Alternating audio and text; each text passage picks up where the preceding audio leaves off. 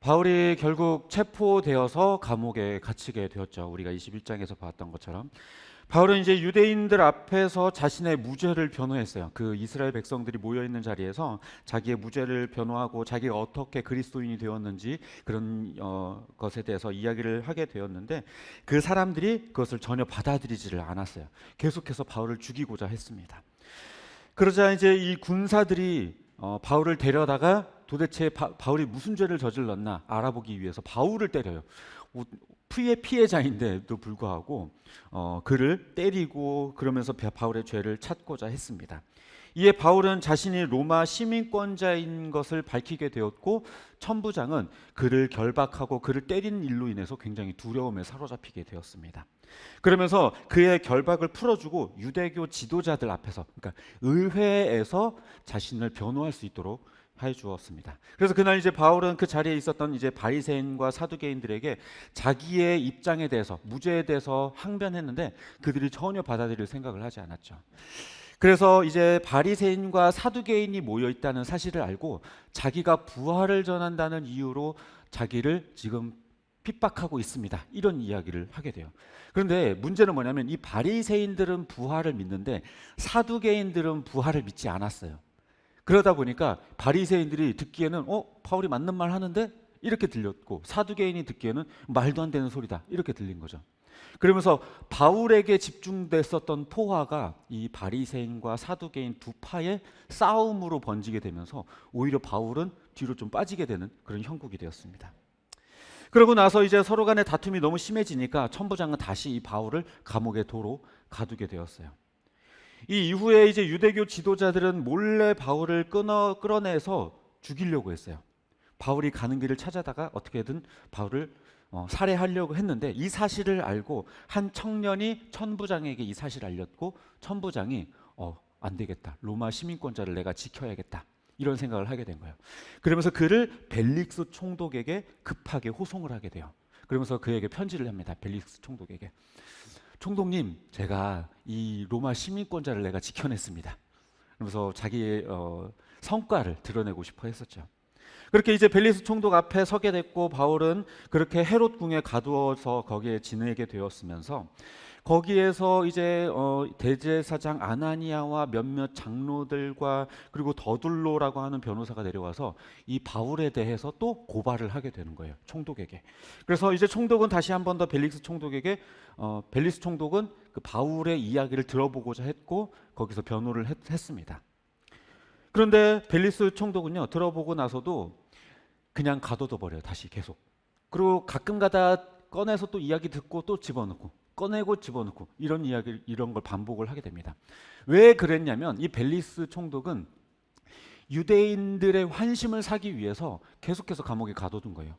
바울을 가둬둠으로 인해서 유대교 지도자들로부터 뭔가 환심을 사고자 하는 마음이 있었던 거죠.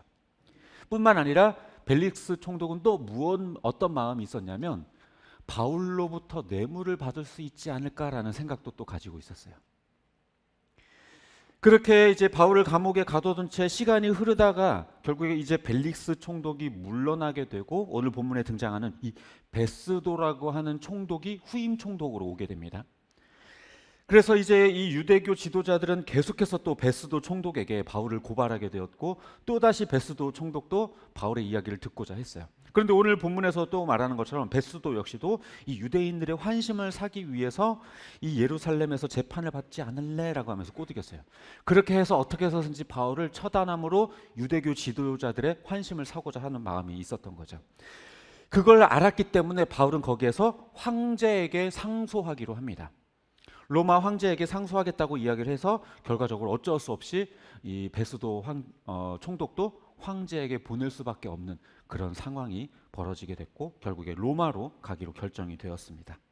근데 그 시기쯤 하여서 이제 헤롯 아그리빠 2세라고 하는 분봉왕, 이 유대 지역에서 한 부분을 관할했었던 헤롯 아그리빠 2세라고 하는 사람이 이 베스도에게 인사하러 왔다가, 이 베스도가 지금 내가 바울이라고 하는 사람을 잡고 있는데 이 사람 얘기 좀 한번 들어보십시오, 이렇게 하는 거예요.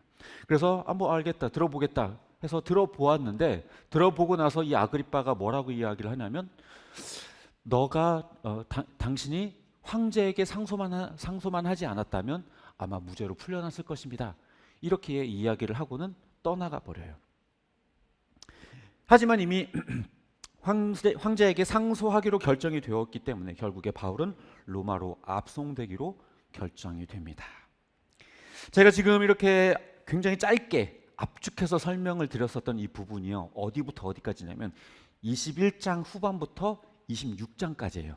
굉장히 많은 부분인데 제가 이것을 굉장히 짧게 설명을 했죠.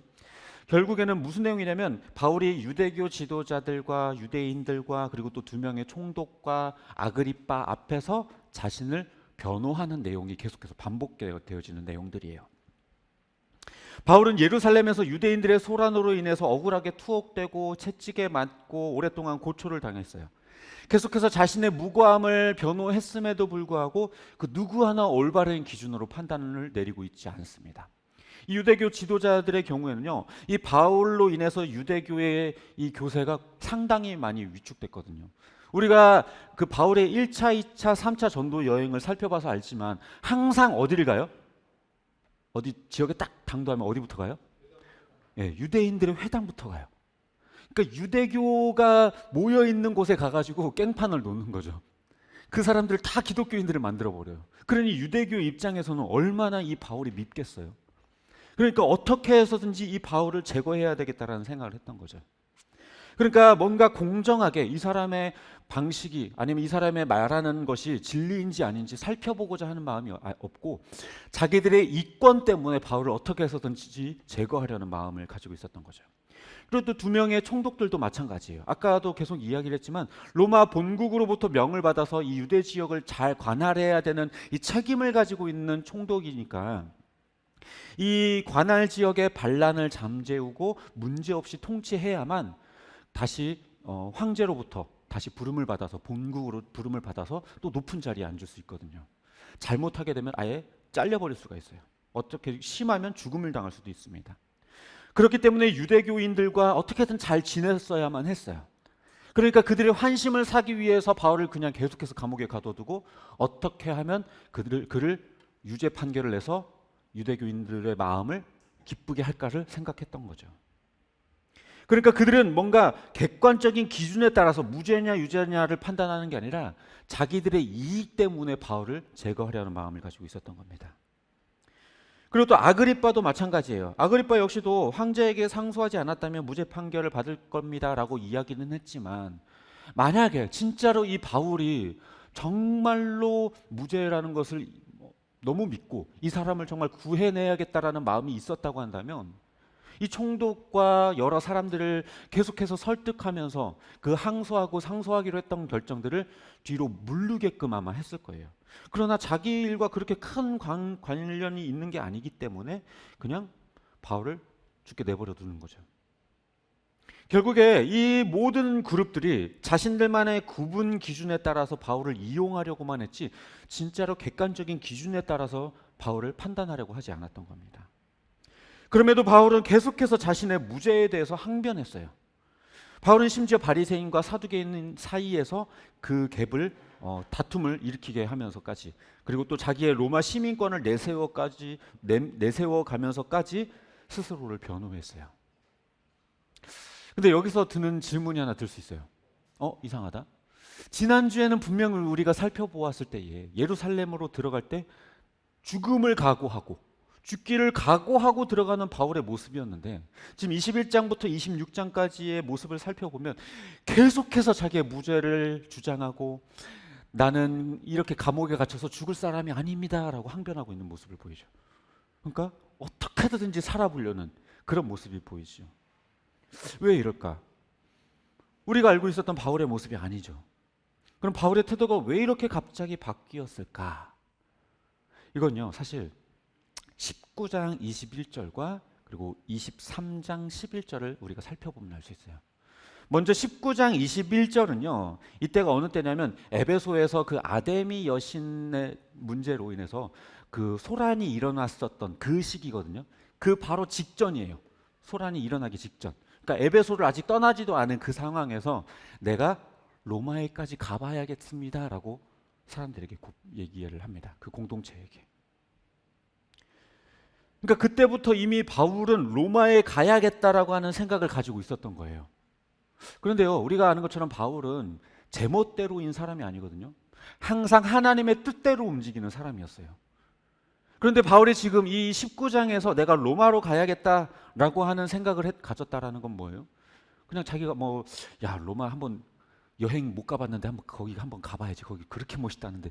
이런 마음으로 가고 싶어서 놀러 가려고 그런 생각을 하는 게 아니죠. 하나님의 뜻이 뭔가 거기에 있다라는 것을 그는 발견했기 때문에 거기까지 가야겠다라는 마음을 먹었던 거예요.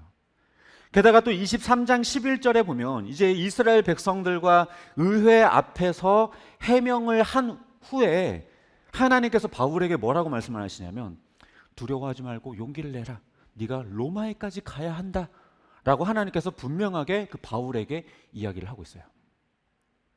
그러니까 이 19장에서 가졌던 그의 결심과 23장에서 하나님이 들려주셨던 이 말씀이 결과적으로 일치하고 있죠. 즉 하나님의 뜻이 이미 로마에까지 펼쳐져 있다는 것을 바울은 이미 알고 있었던 겁니다. 그러니까 다시 말해서 이 예루살렘에 들어갈 때에 물론 당연히 죽게 된다면 죽겠다라고 하는 그런 마음가짐으로 들어간 건 맞아요.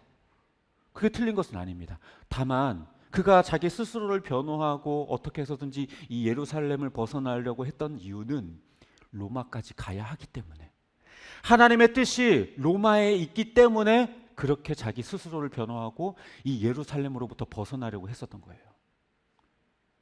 그러니까 이 바울의 목적은요, 내가 살든지 죽든지 무엇을 하든지 그 목적은 오로지 하나님의 뜻이었던 거예요. 죽어도 좋다, 내가 살아도 좋다. 그러나 다만 그 목적, 내가 사는 것의 목적, 그리고 죽는 것의 목적, 이 모든 것이 다 하나님을 위한 것이었던 거예요. 하나님의 뜻. 빌립보서에서도 바울은 이렇게 고백을 하죠. 이제 나는 얼른 세상을 떠나서 그리스도와 함께 하고 싶다. 그것이 나에게는 훨씬 더 좋은 일이다. 하지만 그렇게 하는 것이 나에게 유익이지만 너희를 위해서, 복음을 위해서는 내가 아직은 조금 더 살아있는 게 너희에게는 훨씬 더 좋은 일이다. 이렇게 얘기를 해요. 그러니까 살든지 죽든지 내 몸에서 오직 그리스도가 존귀하게 되고자 원한다. 내 삶의 목적과 이유, 모든 것이 다 주님이고 내가 목숨을 내어 바치면서 죽음을 각오하는 일조차도 다 주님의 뜻이다. 그것을 위한 것이다 라고 고백을 하고 있는 거예요. 말씀을 정리합니다. 이 바울은요, 자기 목숨을 가볍게 여기고 속된 말로 죽으려고 환장한 그런 사람은 아니었어요. 하지만 주님을 위해서라면 비굴해 보여도, 그리고 변명하면서 버틸 수도 있었고 죽으라고 하면 죽을 수도 있었어요. 자기 목숨 아깝고 두려워서 어떻게든 살아보려고 하는 그런 마음을 가진 사람이 아니에요. 그저 사나 죽으나 오로지 주님을 위해, 복음을 위해, 그것을 위할 수 있다면 더 살아도 좋고 당장 죽어도 좋고. 그래서 성경은 이야기해요. 우리에게도 똑같이 이야기를, 너희들은 먹든지 마시든지 오직 주의 영광을 위해 해라. 우리의 삶의 목적이 뭐가 되어야 된다는 거예요? 오직 주의 영광. 우리의 삶의 목적이 오직 주의 영광이 되어야 된다는 거예요. 주님의 영광을 더 높일 수만 있다면 죽어도 좋고 먹어도 좋고 굶어도 좋고 살아도 좋고 그렇다는 거예요. 그런데 반대로 나의 영광을 위해서 살고 나의 영광을 위해서 죽고 나의 영광을 위해서 먹고 나의 영광을 위해서 굶고 하는 것들은 옳지 못하다는 거죠. 물론 그렇다고 해서 이 말이요, 가정도 다 내팽개치고 직장도 내팽개치고 하루 종일 밖에 나가서 전도나 해라, 그런 얘기 아니에요. 당장 이슬람권이나 저 북한이나 이런 그런 공산 국가에 가가지고 목숨 내놓고 순교해라, 그런 얘기를 하는 것도 아니에요. 우리의 마음가짐이 그러해야 한다는 거예요. 우리의 가치관이 그러해야 한다는 거예요. 우리의 삶의 목적과 이유, 그 중심이 그러해야 한다는 거예요. 혹 내가 하나님의 영광을 가리는 것은 아닌가라고 하는 가치관을 가지고 살라는 거예요. 우리나라도 과거의 일제치하 시대 때에는요, 정말 목숨을 내어 바치면서 신사참배하지 않으면서 목숨 걸고 하나님을 섬겼던 사람들이 있었고, 지금도 북한에서는요 정말로 목숨 걸고 예배하는 자들이 있어요. 제가 저희 지방에서 제주도를 갔었을 때 극동방송을 갔었거든요. 극동방송을 갔는데 그 제주도 극동방송이 하는 역할이 뭐냐면요. 다른 방송사하고 다르게 제주도에 있는 극동방송은 주변에 높은 건물이 없고 빌딩이 없기 때문에 AM 그 주파수를 내보내는 그 안테나를 높이 세워놨어요. 근데 그거를 아주 오래전부터 1970년인가요? 그때부터 계속해서 전파를 내보냈대요. 북한, 러시아, 중국 각 나라의 언어로 새벽 몇 시부터 몇 시까지는 중국, 몇 시부터 몇 시까지는 러시아, 몇 시부터 몇 시까지는 북한, 이런 식으로 말씀을 이렇게 내보냈다고 해요. 그렇게 몇 년을 했는데 어느 날 북한으로부터 편지가 왔어요. 편지가 왔는데 거기에는 꼬깃꼬깃한 중국 돈 몇 개, 얼마 안 되는, 뭐 우리나라 한국 돈으로 지금으로 따지면 한 10만 원 정도? 그거하고 편지하고 보내왔다고 해요.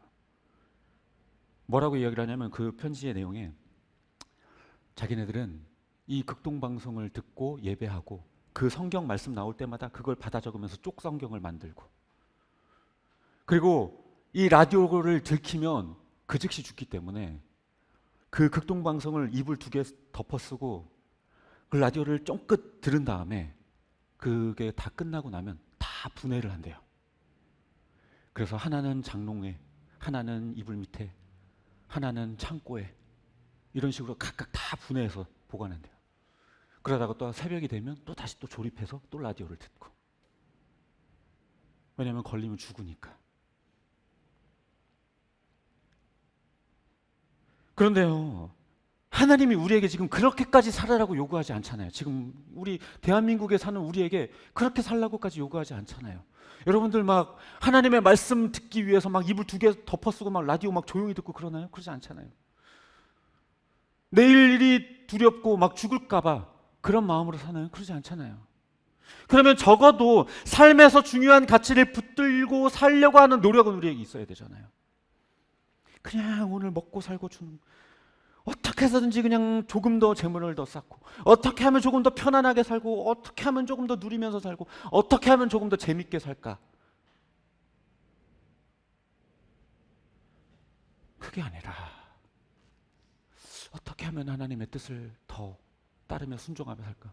어떻게 하면 하나님의 영광을 드러내면서 살까를 고민하면서 살아야 되잖아요. 제가 지금 솔직히 3주째 여러분에게 듣기 거북한 소리를 계속해서 하고 있어요. 그죠? 게다가 메시지도 비슷하죠. 구원받는 걸로 끝내지 말자. 먹고 사는 거에 붙들려 살지 말자. 하나님이 우리에게 주신 사명 붙들고 살자. 하나님 뜻에 순종하자. 근데 듣고 거북하고 끝이죠. 솔직히. 구원 받아놓고 앞으로의 인생 주님께 드리지 않는다면 하나님 만날 때 부끄러워서 어떻게 하시려고 그래요? 너는 무엇을 남겼느냐? 주님께서 만나셨을 때 물으실 때 빈손으로 아무것도 들지 않고 주님을 만난다면 어떡하시려고 그래요? 그냥 이 땅에서 먹고 사느라 좀 바빴습니다. 죄송합니다. 예배만 간신히 드렸습니다. 주님은 우리를 위해 가장 귀한 독생자 아들 그 목숨까지 내어주셨는데 우리는요, 꼴랑 돈 몇 푼 쥐어주고는 내가 할 일 다 했다. 교회를 위해 헌신하지도 않고 봉사하지도 않고 섬기지도 않고 복음을 위해 고난을 자초하지도 않고 죽어가는 영혼들을 향한 안타까운 마음 하나 갖지도 않으면서 주일 예배 좀 참석했다고, 큐티 조금 했다고, 헌금 좀 했다고, 신앙생활 잘했다고 스스로 위로하면서 합리화하면서 그래도 천국은 가니까, 내가 지금 이렇게 살지만 그래도 하나님이 나를 그래도 천국에 보내주시겠지, 이런 생양아치가 어디 있어요? 예? 구원은 받아놓고 아무것도 안 하겠다? 그건 구원파예요. 그거는 그리스도인이 아니라 구원파예요. 나 구원 받았으니까 대충 아무렇게나 살겠다. 베테랑이라고 하는 영화에 한 형사가 이런 말을 해요. 우리가 돈이 없지 가오가 없냐? 쪽팔릴 짓 하고 살지는 말자. 우리가 돈이 없지 믿음이 없어요. 하나님 앞에 부끄럽게는 살지 말아야죠. 형사가 형사다워야 되고 검사가 검사다워야 되듯이 성도는 성도다워야죠. 바라기는 우리 인생 주님의 것임을 인정하고 붙들림 바 되어서 한 번뿐인 인생, 돈을 위해서 살지 말고 하나님을 위해, 내게 주신 그 사명을 위해 그렇게 살아가는 저와 여러분이 되시기를 주님의 이름으로 축복합니다.